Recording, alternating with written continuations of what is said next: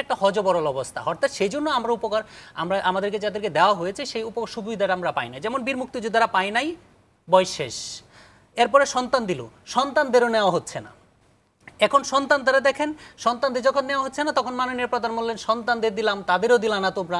আমার কাছে 20-25টা পরিপত্র আছে, মাননীয় প্রধানমন্ত্রী 1996 সাল থেকে এসে 2001 সাল পর্যন্ত দিলেন। মানে কোটা অনুসরণ করো। এটা হচ্ছে রাষ্ট্রের ক্ষতিগ্রস্ত হচ্ছে, কারণ আমরা মামলা করছি, আমরা বঞ্চিত হচ্ছি। অনেক মামলা আছে, আমি নিজেও অনেক মামলা রেফারেন্স দিয়েছি এখানে, ঠিক আছে?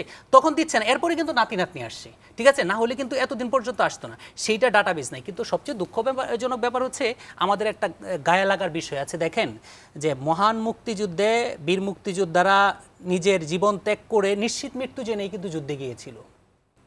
তাদেরকে সকল শ্রেণীতেই কোটা দেওয়া হয়েছিল অনলি পুনর্বাসনের জন্য এবং বিশেষ বিধান হিসাবে, স্পেশাল প্রিভিলেজ যেটাকে আমরা বলে থাকি। সেই বিশেষ বিধান গিফট বাতিল করা যায় না। দ্বিতীয়ত হচ্ছে তাদেরকে যে উপহারটা সেইটা, এবং হচ্ছে তারা যে ক্ষতিগ্রস্ত হয়েছিল, তারা কিন্তু সরাসরি ক্ষতিগ্রস্ত হয়েছিল, সেই ক্ষতিগ্রস্তেরও একটা ধারণা আছে।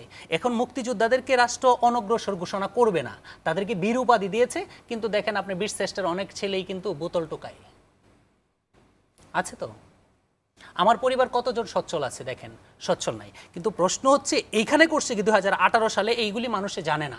2018 সালে কোটা বাতিল করে নাই।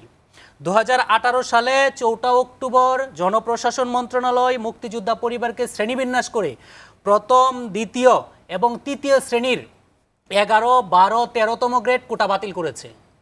এবং যেই গ্রেডগুলিতে নিয়োগ নাই, যেই গ্রেডগুলিতে হচ্ছে আউটসোর্সিংয়ে চলে গেছে, যেই গ্রেডগুলি হচ্ছে জারুদার পিয়ন, অর্থাৎ 14 থেকে 20তম গ্রেডে মুক্তিযোদ্ধা পরিবার এবং অন্যদের জন্য রাখা হয়েছে। আমরা বলছি যদি কোটা রাখতে হয় তাহলে সকল শ্রেণীতেই রাখতে হবে, কিন্তু কাউকে আন্ডার এস্টিমেট করে অপমান অপদস্থ করে কোটা রাখা যাবে না। আমি জনপ্রশাসন প্রতিমন্ত্রীকে তৎকালীন সময় বলেছিলাম, আচ্ছা রাষ্ট্র যদি মনে করে কোটা দরকার নাই, নো, মুক্তিযোদ্ধারা নিজের মায়া ত্যাগ করেছে, কিন্তু কাউকে অসৎ উদ্দেশ্যে হেয় প্রতিপন্ন করার সুযোগ নাই, সেটা করতে পারেন না।